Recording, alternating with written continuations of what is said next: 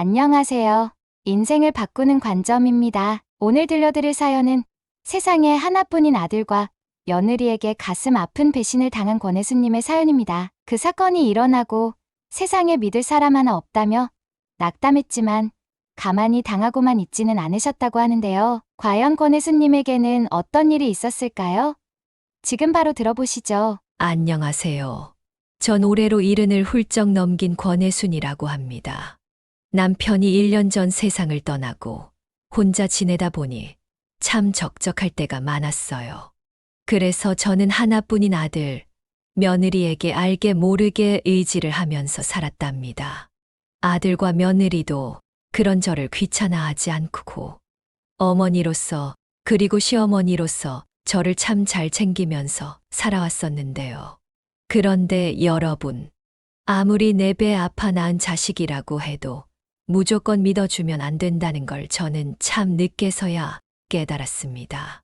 오늘 제게 어떤 일이 있었는지 여러분들에게 털어놓고자 이렇게 사연을 보내게 됐어요.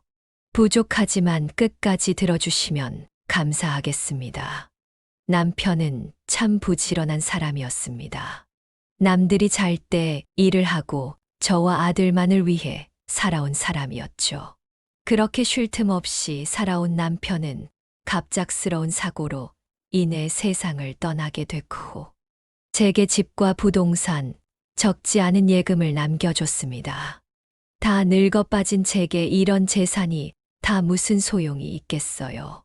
그래서 잘 가지고 있다가 나중에 아들과 며느리에게 물려줘야겠다 생각을 하고서 아무 생각 없이 혼자만의 인생을 즐겨왔습니다. 남편이 떠난 뒤로 집안에는 이전만큼 사람의 온기가 느껴지지는 않았지만 그래도 전 매일 베란다에 나가서 꽃을 가꾸고 텔레비전을 보며 시간을 보냈어요. 혼자가 된 저를 아들과 며느리는 못해도 일주일에 2~3번 정도는 얼굴을 비춰줬습니다. 어머니, 혼자 지내시는 거 적적하지는 않으세요? 항상 아버지랑 같이 계시다가 어머니 혼자 계시려니 좀 외로우실 것 같은데. 아니다. 괜찮다. 뭐 어차피 같이 있어도 말을 많이 하지도 않았는데 뭐. 그래도 저희가 일주일에 이렇게 2~3번씩 와서 같이 이야기도 나누고 밥도 같이 먹고 하니깐 좋으시죠, 어머님? 그럼 좋다 마다지. 우리 아들이랑 며느리처럼 효자 효부도 없다. 그렇게 많은 대화를 나누지는 않았지만 저랑 같이 밥을 먹고 집에 들러주는 것만으로도 참 기쁘고 고마웠죠. 요즘 사람들은 다 자기 살기 바쁘다는데 혼자 있을 저를 걱정해서 이렇게 살갑게 잘 챙겨주니 얼마나 좋았는지 몰라요. 그렇게 평범한 하루를 보내던 어느 날 주말, 아들이 제게 전화를 걸어왔습니다. 날씨가 무척이나 좋고 꽃도 만개했으니 벚꽃 구경이나 가자고 하더군요. 전 그 말을 듣자마자 가슴이 설렜어요. 사실 남편과도 벚꽃을 자주 보러 다녔었거든요.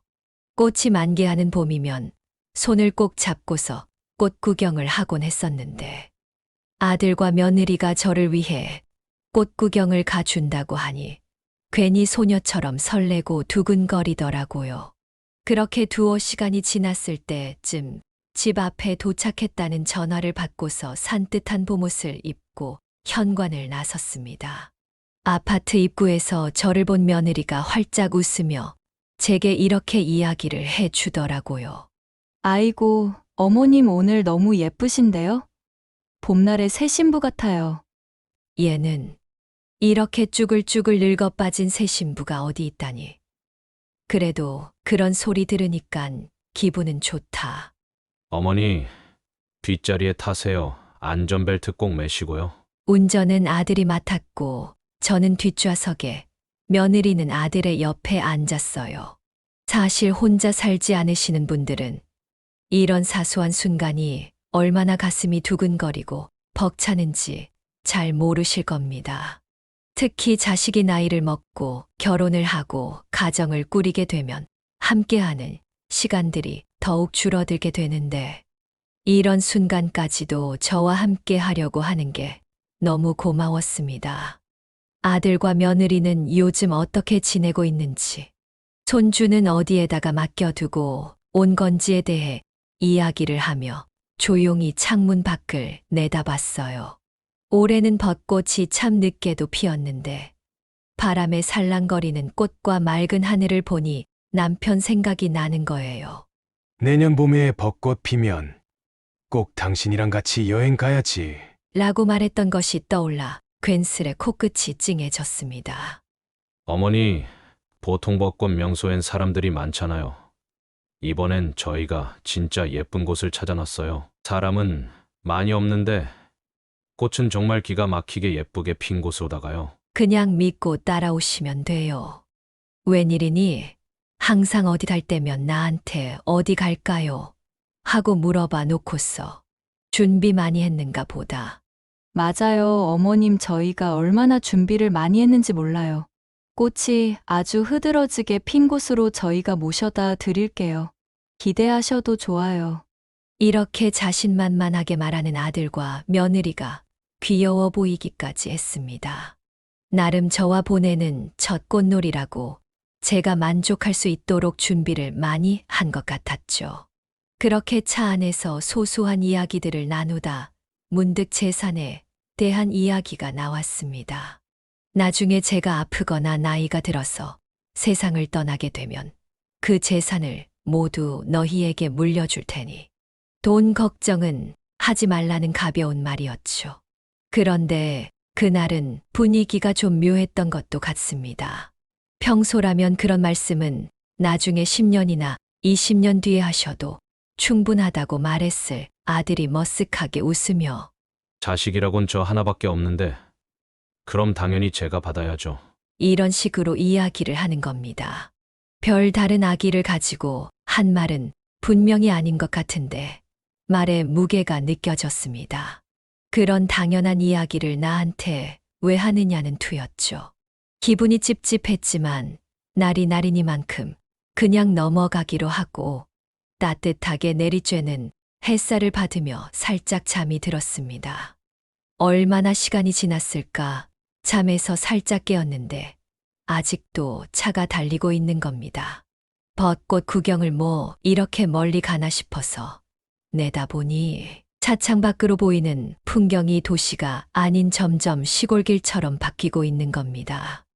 보통 숨겨진 벚꽃 명소라고 하더라도 어지간하면 도심 외곽 쪽에 있는데 차가 향하는 곳은 산 비탈도 보이고 처음 보는 곳으로 들어가더군요.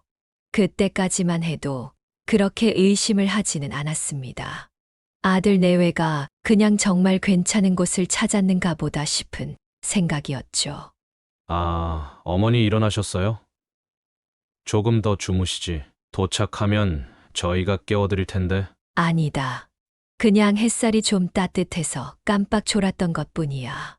그런데 어디까지 가는 거냐? 지금 운전한 지 2시간은 지난 것 같은데. 거기가 좀 멀리 있어서요.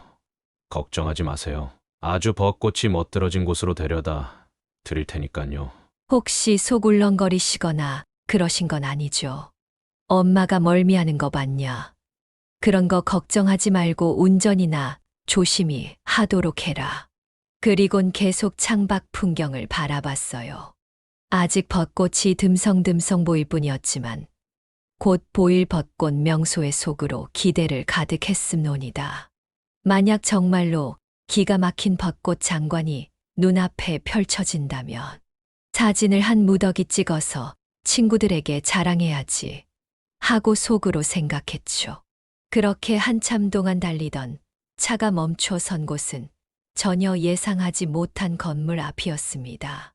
건물 입구만 봐도 깔끔하고 규모가 꽤 커 보이기는 했는데 식당은 아닌 것 같았고 그렇다고 카페도 아닌 것 같았고 누가 봐도 벚꽃 명소랑은 거리가 좀 있어 보였는데 여기는 왜 들린 건가 의문이 들었습니다.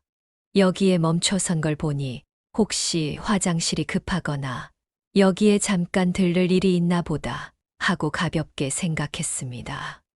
아들과 며느리는 말 없이 차 안에서 내렸고 저보고도 내리라며 차 문을 열어주기에 엉거주춤하게 차에서 내렸습니다.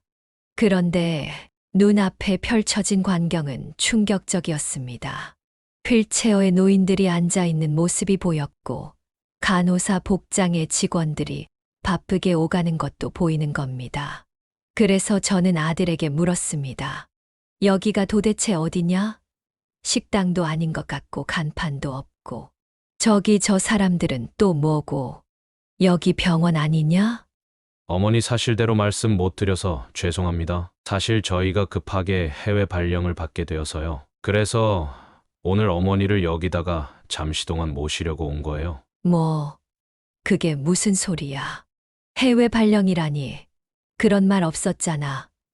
그리고 너만 가는 게 아니라 둘이 같이 간다고. 네, 어머님, 저희도 안 가고 싶었는데 그렇게 됐어요. 저희가 해외에 가 있는 동안은 어머님을 전혀 보살펴 드릴 수가 없으니까 저희 한국 들어올 때까지만 이라도 여기 계시는 게 좋을 것 같다고 판단했어요. 죄송해요. 차라리 그럴 거라면 그냥 솔직하게 이야기나 해주면 됐을 것을. 뭐하러 저한테 거짓말을 쳐서는. 아들과 며느리의 말에 가슴 한구석이 시리게 아파왔습니다. 남편이 세상을 떠나고 나서 저의 유일한 안식처이자 위안이었던 아이들이 결국 벚꽃을 보러 가자는 거짓말로 해외 발령을 가게 됐다며 저를 요양원에 맡기려고 했구나 하는 생각이 강하게 들었거든요. 솔직히 저는 아들과 며느리의 말을 믿지 않았습니다. 아들 내외의 분위기나 미리 준비를 해온 서류 등으로 볼 때 이 일은 제가 몰랐을 뿐이지 이미 오래전부터 계획된 것 같아 보였기 때문이었습니다. 제가 그런 생각에 확신을 가지게 된 건 바로 요양원 직원의 한마디였어요. 안녕하세요. 권혜순 어머님 되시죠? 아드님께서 필요한 서류들은 모두 작성을 해 두셔가지고요. 어머님께서 작성해 주셔야 할 서류만 작성하시고 저한테 주시면 됩니다. 어머님께서 사용하실 병실은 배정되어 있어요. 저 간호사 선생님, 여기가 어떤 곳인지 알려주실 수 있나요? 아들이랑 며느리한테 아무런 설명도 못 듣고 와서요. 저희 요양원은 전국에서 가장 좋은 요양원으로 손꼽히는 곳이에요. 1인실도 있고 다인실도 있고 어르신들을 위한 프로그램도 엄청 많이 운영되고 있고요. 간호 인력도 많아서 지내기 아주 편하실 거예요. 간호사 선생님은 웃으며 말을 했지만 제 마음은 이미 찬 바람이 쌩쌩 불고 있었습니다. 70이 넘은 나이에 이렇게 요양원에서 지내게 될 거라고 누가 상상이나 했겠습니까? 아무튼 오기는 왔으니 대충 서류를 작성하고 전달한 다음 제가 배정받은 병실로 이동을 했습니다. 그곳에는 이미 아들과 며느리가 제가 오기를 기다리고 있었죠. 솔직히 저는 혼자 지내도 상관이 없는 사람이었습니다. 자기들이 해외로 발령을 가서 오랫동안 해외에 나가 살던 말던 그냥 전화로만 안부를 물으면 될 일이었죠. 그런데 왜 이렇게까지 하는 건지 도무지 납득이 가질 않았습니다. 해외 발령을 핑계로 저를 요양원에 보내는 것은 결국 그동안 본인들이 저를 찾아오는 게 귀찮았다는 걸로밖에 느껴지지 않았습니다. 그런데 뜬금없이 아들은 제게 도장과 통장, 부동산 증서가 필요하다고 말을 하는 겁니다. 제가 요양원에 있으니 그걸 본인들이 직접 맡아주겠다면서 말이죠. 저는 그 모습을 보자마자 마음 한 구석이 싸늘해지는 것을 느꼈습니다. 제가 생각했던 것처럼 발령은 핑계고 남편으로부터 물려받은 것들을 자기들 앞으로 옮겨 놓을 목적이구나 싶었습니다. 하지만 저는 화를 내거나 눈물을 흘리지 않았습니다. 이미 두 사람이 모든 것들을 철저히 준비한 것 같았고 아무리 제가 화를 내고 소리를 질러봐야 요양원에서 난동을 부리는 꼴만 될 것이었으니까요. 그래서 저는 체념한 채 통장과 도장, 부동산 증서와 같은 서류들이 있는 곳을 아들과 며느리에게 알려줬습니다. 어머니, 감사해요. 혹시라도 빈집에 도둑이 들 수도 있으니까 저희가 안전하게 보관을 해 놓을게요. 저희 집엔 금고도 있거든요. 맞아요, 어머님. 서랍 안에 넣어두시는 것보다 저희 집 금고에 넣어두는 게 훨씬 더 안전할 거예요. 그러니까 걱정하지 마시고 저희가 해외에서 돌아오면 꼭 모시러 올게요. 그때까지 꼭 건강하시고요. 여기가 시설이 엄청 좋다고 하니까 편하게 지낼 수 있었으면 좋겠어요. 그래, 알겠다. 해외 잘 다녀오고. 아무리 그래도 전화는 꼭 해야 한다. 알겠지? 네, 알겠어요. 어머님 연락드릴게요. 마음 같아서는 아들과 며느리에게 대놓고 뭐라 하고 싶었지만 화를 내고 욕을 한다고 해서 뭐가 달라질 게 있겠나 싶어 전 그저 힘없이 손을 흔들었습니다. 그렇게 아이들은 후다닥 병실을 나가버렸고 요양원 간호사 선생님께서 들어와 요양원에서 지켜야 할 것들을 차근차근 말씀해 주셨습니다. 다행히 그렇게 복잡하거나 큰 규제는 없었어요. 병실 침대에 앉아 문득 창밖을 내다보니 아들과 며느리 말대로 벚꽃이 참 예쁜 곳이기는 했습니다. 봄 햇살이 찬란하게 빛나면서 눈이 부시고 따뜻한데도 마음은 싸늘하기만 했어요. 그래도 눈물을 흘리지는 않았습니다. 이럴수록 마음을 단단하게 붙잡아야 한다고 판단했죠.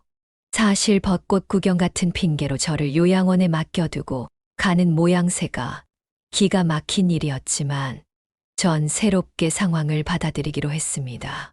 아들 내외가 제가 가지고 있는 재산을 노리고 있다고 해도, 아니, 설령 다 가져간다고 해도 아직 모든 걸 넘긴 건 아니었으니 상관은 없었습니다.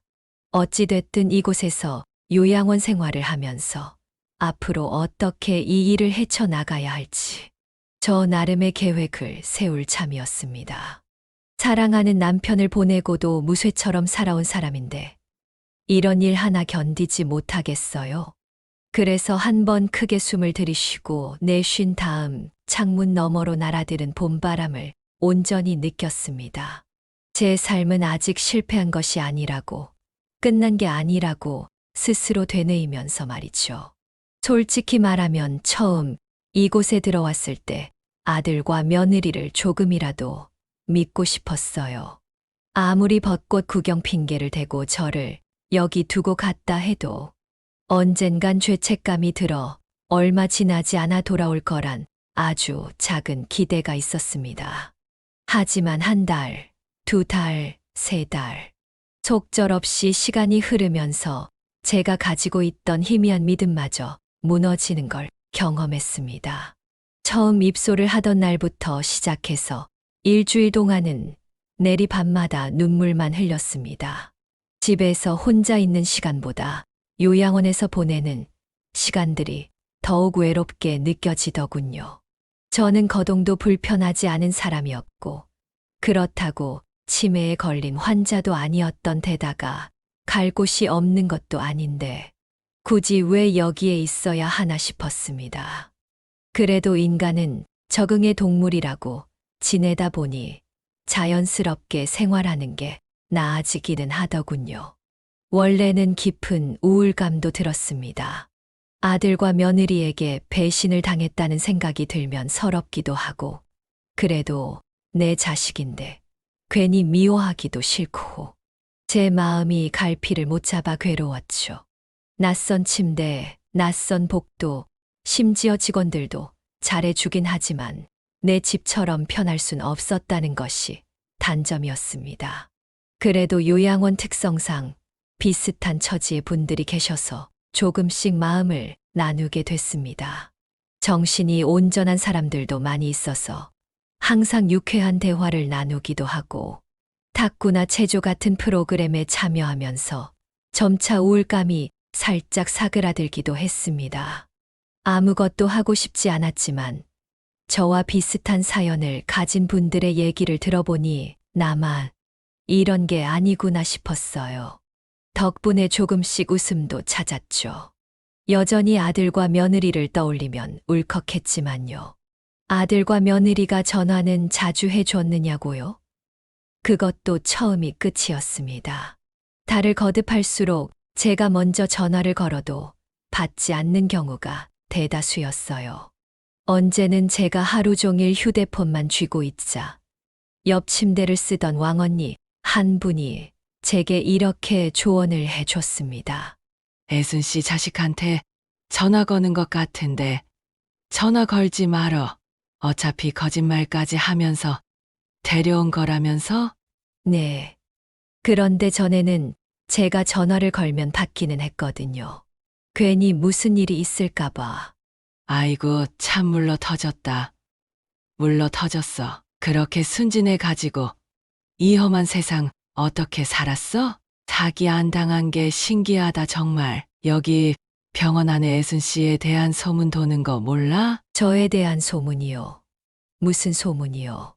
애순 씨 아들이 서울 고급 빌라에 이사를 갔다는 소문 말이야. 그때 애순 씨 요양원 처음 들어오던 날 아들이랑 며느리랑 같이 왔었잖아. 여기 간호사들이 대부분 다 자가용 끌고 다니는 서울 사람들인데 애순 씨 아들을 강남에서 봤다나 봐. 고급 빌라로 들어갔다던데. 그 말을 듣는 순간 머릿속이 새하얗게 변해버렸습니다. 아들과 며느리는 그것조차 제게 거짓말을 한 것이었습니다. 애초에 해외 발령 따위는 없는 것이었고 결국 자신들이 챙길 것만 챙기고 저를 이곳에다가 버린 것이었죠. 가슴 속의 희망은 사라진 지 오래였고 아들 부부에 대한 배신감만 풍선이 커지듯 커져가고 있었습니다. 저는 밤새 이불을 뒤집어 쓰고 잠 한숨 자지 못하고 생각했습니다. 제가 아들과 며느리에게 못해준 것들이 있었는지, 그런 게 아니라면 대체 저한테 왜 그러는지 붙잡고 물어보고 싶었습니다. 해외에서 일을 하느라고 바빠서 전화를 안 받는다고 생각했던 제 스스로가 너무나도 바보 같고 한심했습니다. 어차피 제가 세상을 떠나면 유산은 자연스럽게 자기네 몫이 될 텐데 뭐가 그렇게 욕심이 나서 성급하게 거짓말까지 친 건지 도무지 상식적으로 이해를 할 수가 없었습니다. 그리고 다음 날 복도를 걷는데 간호사 선생님들께서 나누는 대화를 우연히 듣게 됐습니다. 저기 801호 권혜순 환자분 아들이랑 며느리 있잖아. 해외 발령 났다고 애순님 여기다가 맡기고 가셨는데 사실 해외 발령이 거짓말이었던 것 같아. 왜? 뭐 들은 거 있어? 여기 봐봐, 여기. 이 사람 그때 권혜순님 입원하셨을 때 동행했던 아들 맞지? 맞네, 맞네. 그런데 어디로 들어가는 거야? 호텔? 아니, 여기가 강남에서 엄청 고급진 빌라라고 하잖아. 얼마라더라? 몇십억 한다는 것 같던데. 와, 자기 엄마한테는 해외 발령 간다고 거짓말 치고 자기들은 엄청 좋은 빌라로 이사 가고 이렇게 살고 싶을까? 내가 애순님이었으면 진짜 엄청 속상하실 것 같아. 자식 열심히 키워놨는데 효도는커녕 자기들 잘 먹고 잘 살기 바빠가지고 엄마를 요양원에다가 맡기기나 하고. 아휴. 하긴 요즘 이런 사람들이 뭐한둘이겠어. 권혜수님만 불쌍한 거지 뭐. 옆 침대를 쓰는 언니가 들었던 간호사 선생님들의 말이 사실이었습니다. 아들과 며느리는 한국에 있었고 자기네들이 살던 서울의 평범한 아파트가 아니라 강남의 고급 빌라로 이사를 간 것 같았습니다. 그리고 아들 내외에게 줬던 통장과 도장, 부동산 증서가 생각이 났습니다. 저는 그걸 빠르게 확인해 보려고 하다가 그냥 단순히 제가 알아보는 선에서 끝내고 싶지는 않다는 생각을 했습니다. 그래서 조용히 친구에게 전화를 걸었습니다. 어머, 애순아, 오랜만이다. 잘 지냈지? 응, 잘 지냈지. 있잖아, 내가 너한테 부탁하고 싶은 게 하나 있는데 나 좀 도와줄 수 있어? 그럼 네 부탁이면 내가 얼마든지 들어줄게. 무슨 일인데? 편하게 말해봐. 나 지금 요양원에 입원해 있어. 너만 괜찮으면 여기로 찾아와 줄래? 뭐? 요양원? 네가 거기 왜 있어?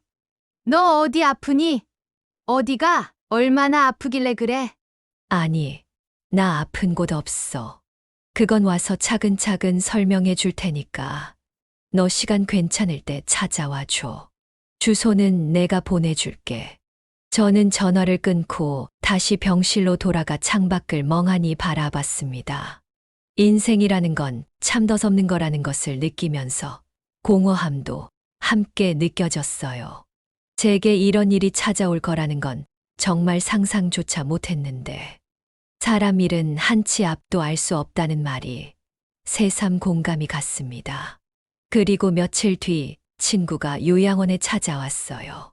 사실 이 친구는 젊었을 적부터 저와 아주 가까웠던 사이로 30년이 넘는 시간 동안 변호사 일을 하고 있는 친구였습니다. 친구가 호들갑을 떨며 대체 제가 왜 여기에 있는 건지 물어보기에 저는 천천히 상황 설명을 했습니다. 벚꽃 구경을 하자는 핑계를 대면서 아들이 저를 이곳으로 데리고 왔고, 해외 발령을 나간답시고 여기서 생활을 하라고 했는데, 알고 보니 그것도 다 거짓말이었다고 말하자 친구의 표정이 점점 심각해졌습니다. 게다가 부동산에 관련된 서류들과 통장, 도장까지 모두 아들 내외에게 맡겼다고 말하니 답답해하며 말하더군요. 얘, 너 참 답답하다 정말. 그걸 왜 전부 다 아들내미한테 맡겨? 그런 건 전부 다 네가 가지고 있어야 할 거 아냐? 나는 그래도 믿었어.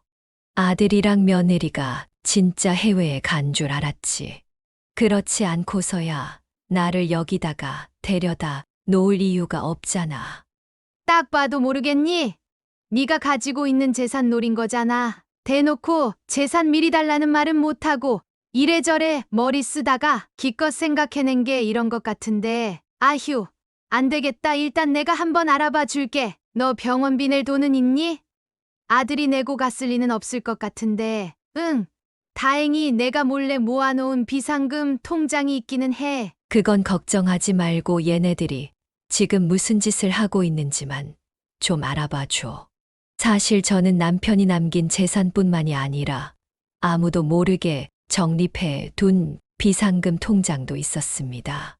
아들과 며느리에게는 그 사실을 이야기하지 않았고, 친구는 우선 저 몰래 아들 내외가 재산을 몰래 유용했는지에 대해 알아보겠다고 했습니다.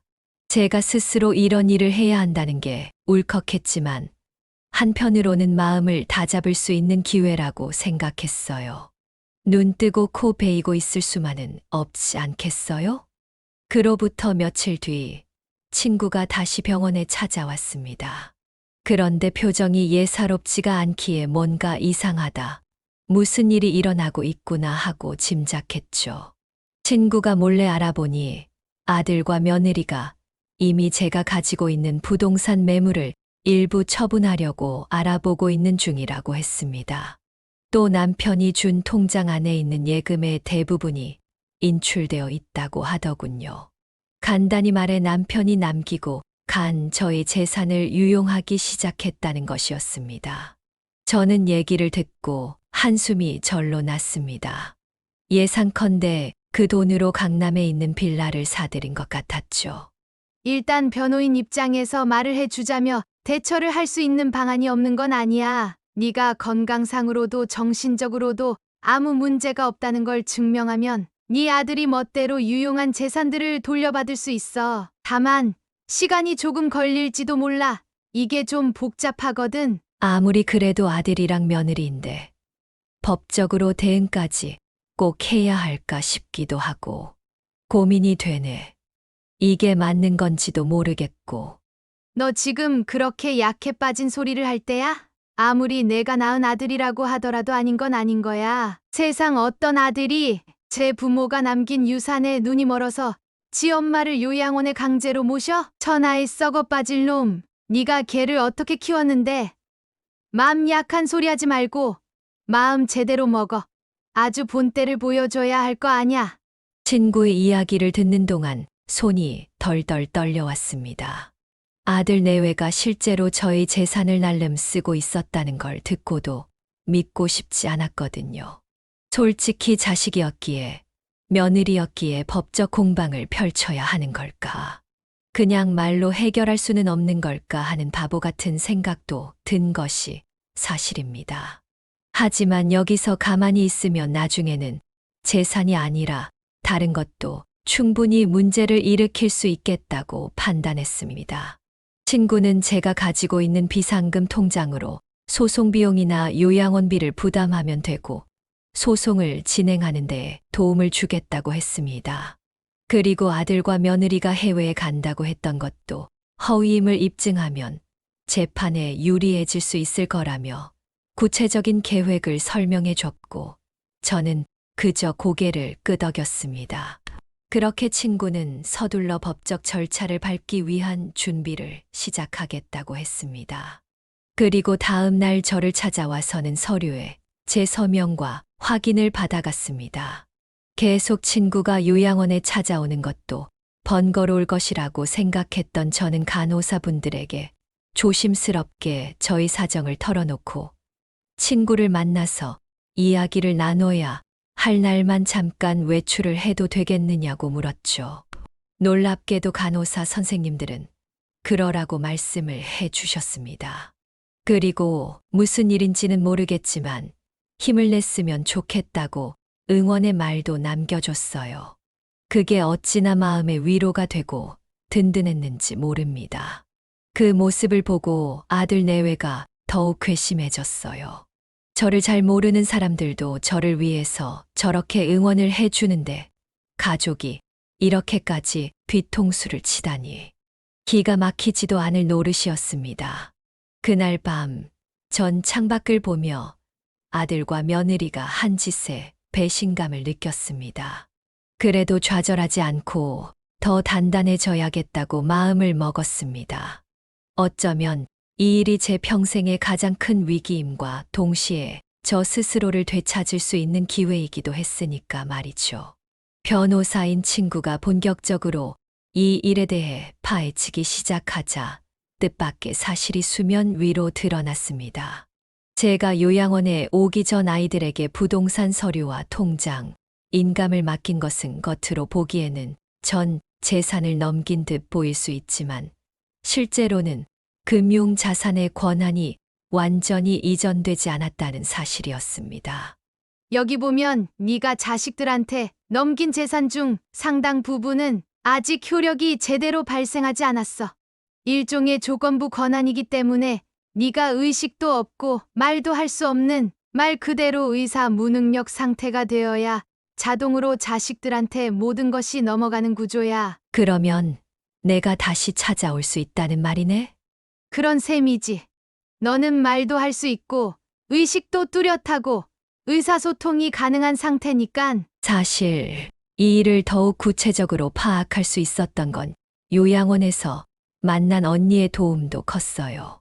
우연히 같은 테이블에 앉아서 이야기를 나누다가 그 언니가 과거에 금융회사에서 일을 오래 하셨다는 것을 알게 됐거든요.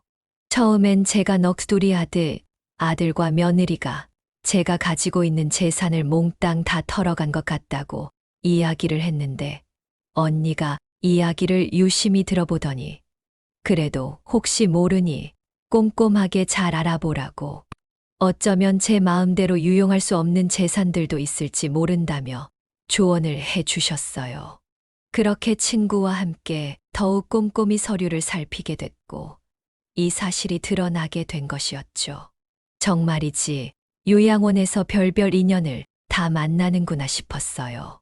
그 언니는 저를 위해서 어떻게 하면 제 돈을 지킬 수 있을지에 대해 플랜까지 구체적으로 함께 잡아주셨고 친구는 법적 절차를 맡아서 진행하기로 했습니다.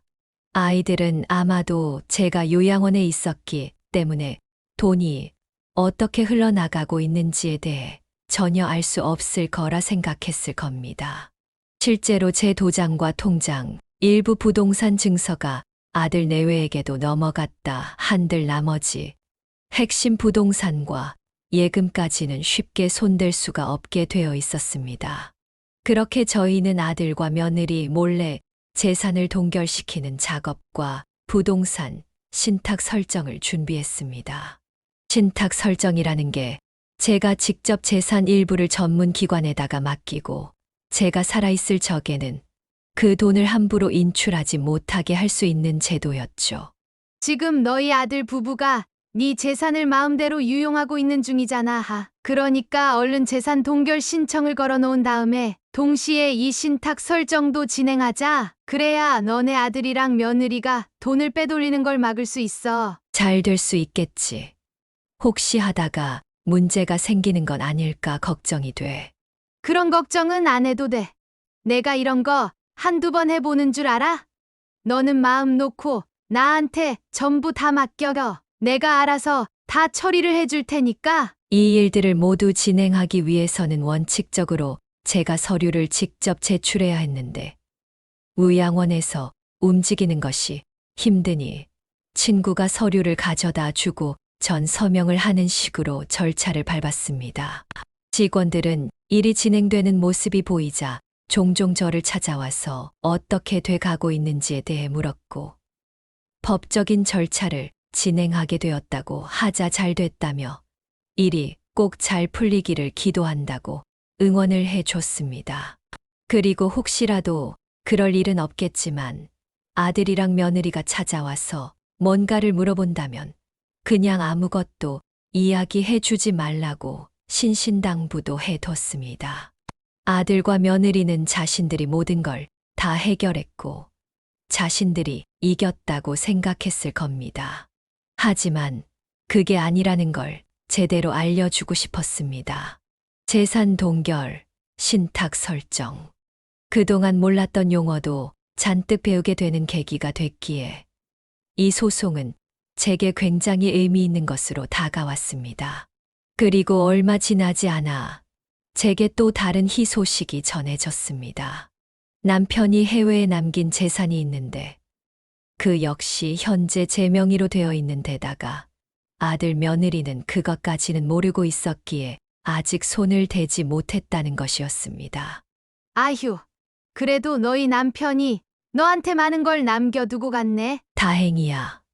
애들이 이것까지는 손을 대지 않아서.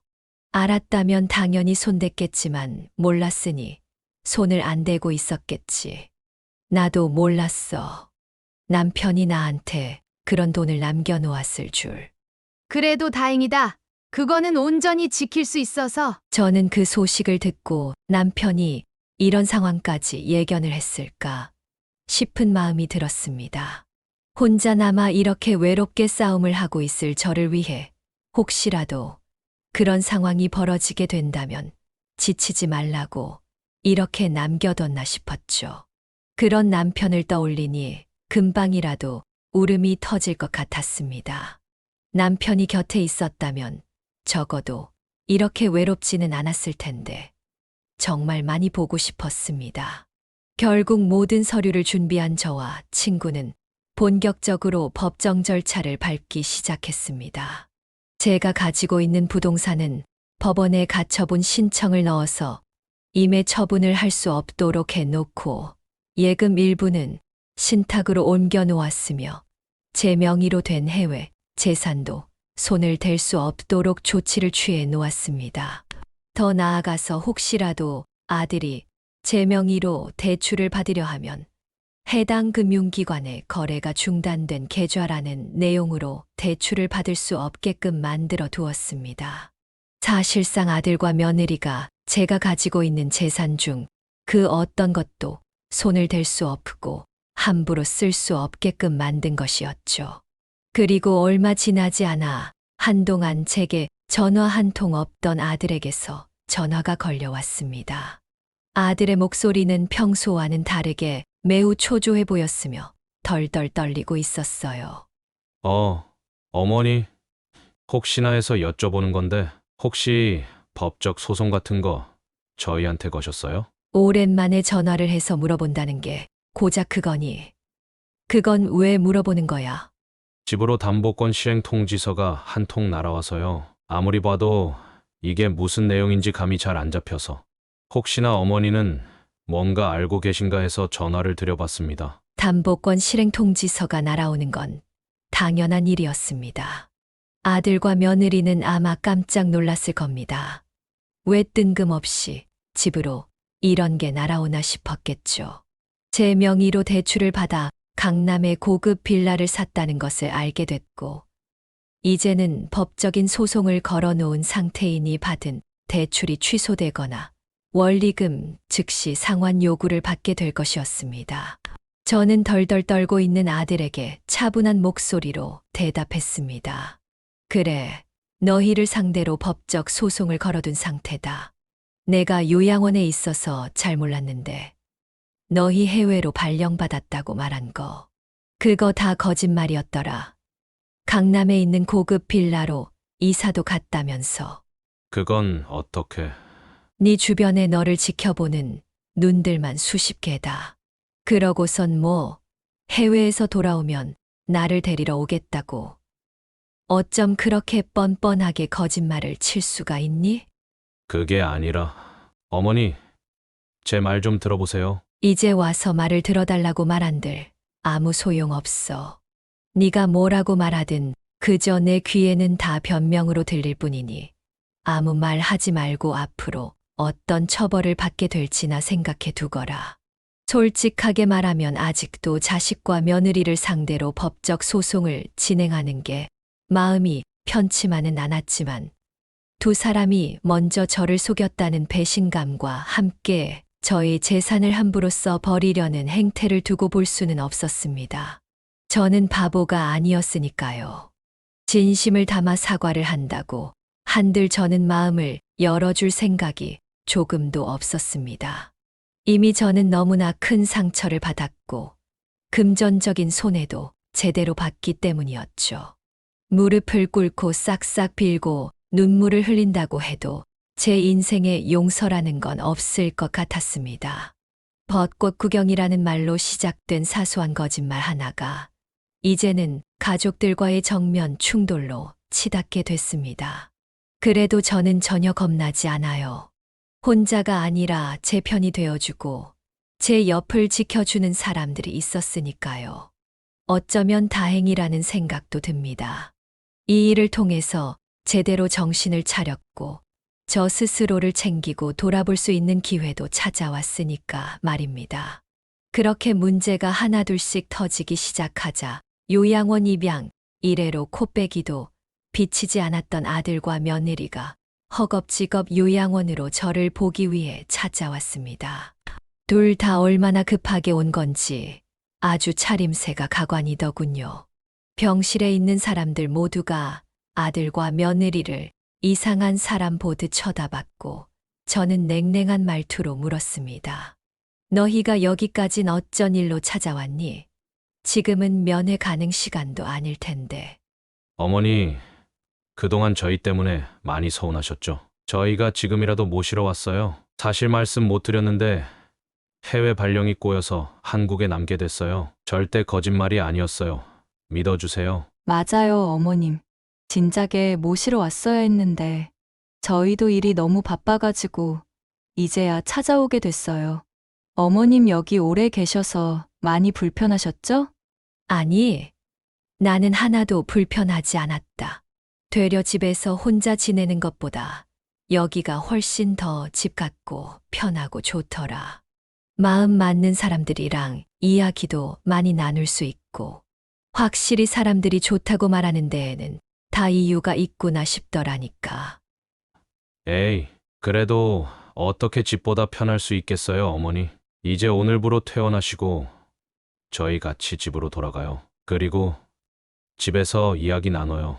맥이 탁 풀리는 것 같았습니다.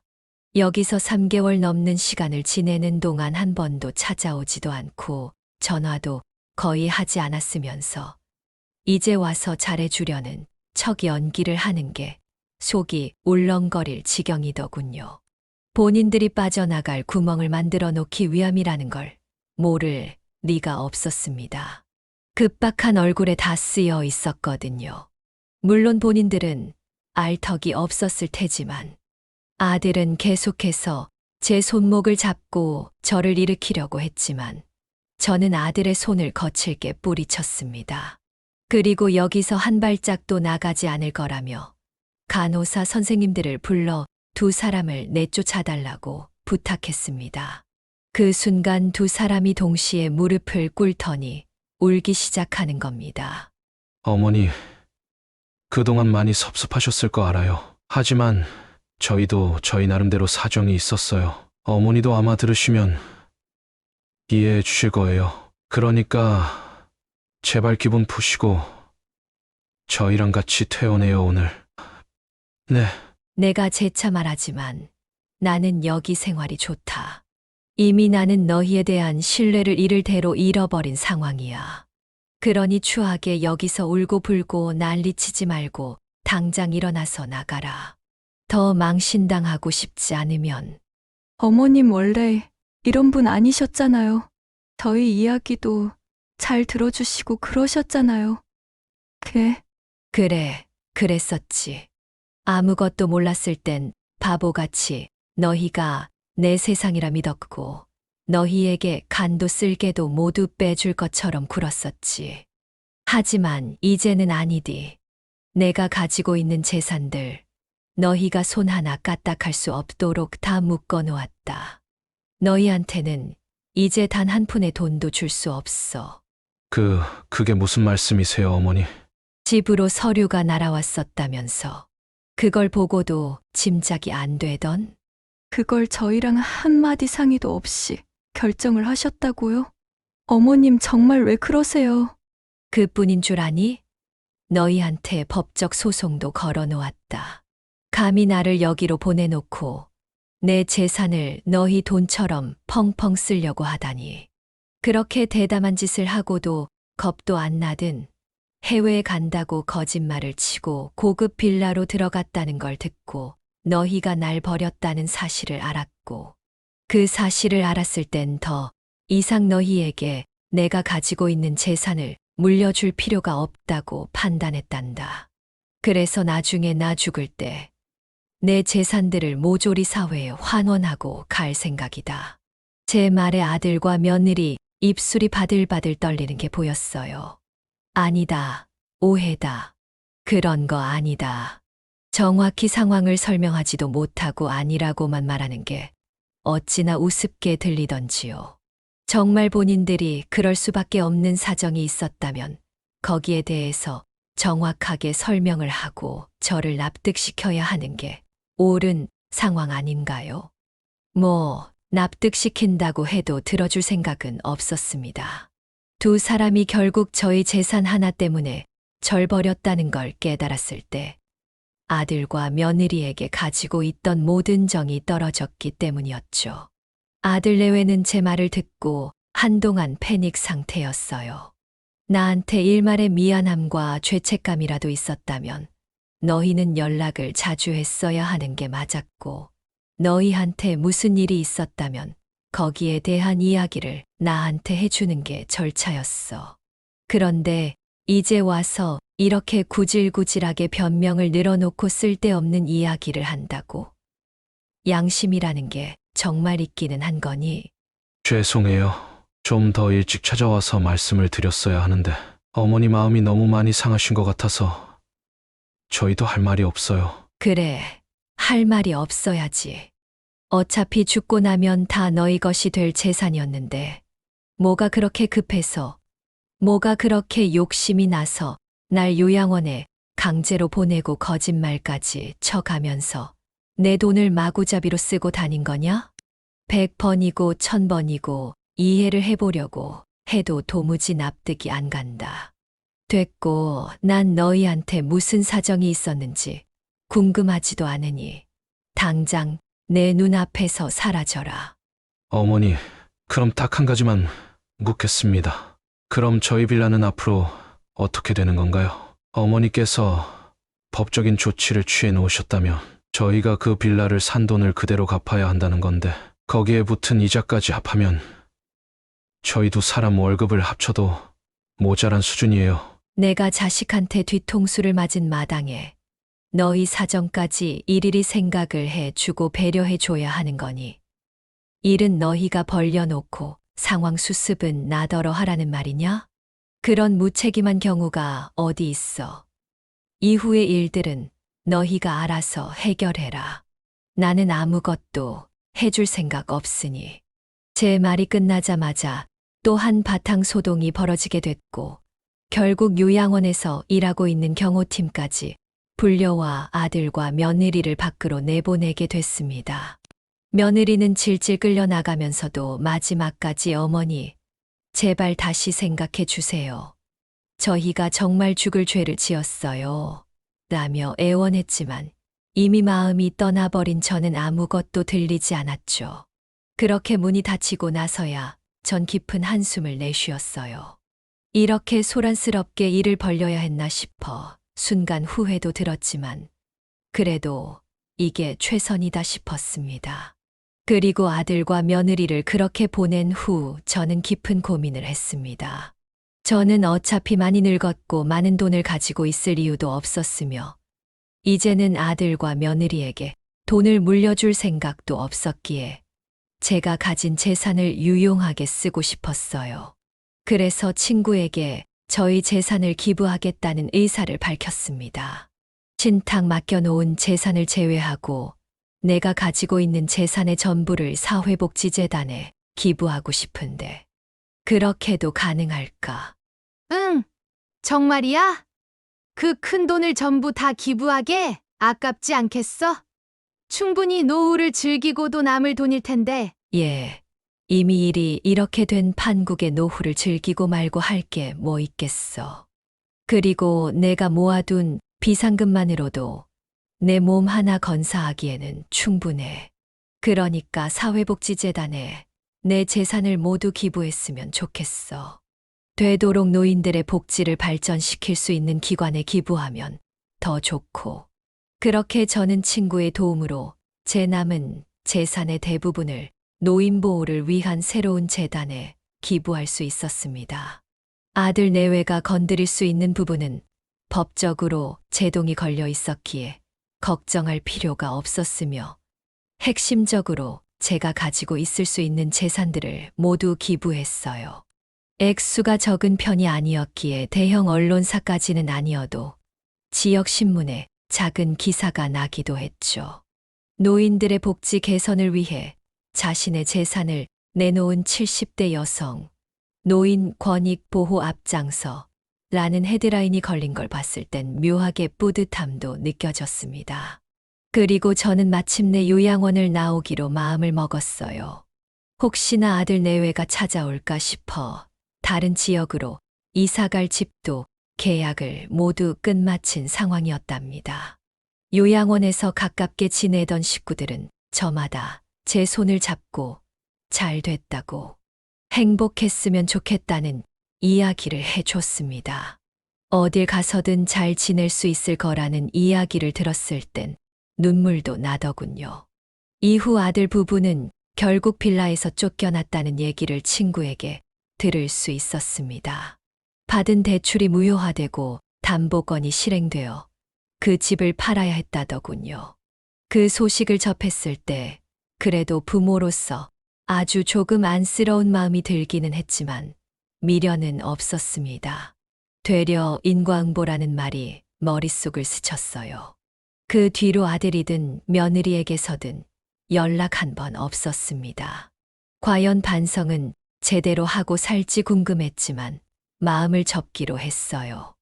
이제 가족으로 이어지기에는 너무나도 먼 강을 건넜다고 생각했거든요. 언젠가 아들 내외가 제게 찾아와서 진심으로 사과를 한다고 하더라도 전 조금도 흔들리지 않을 겁니다.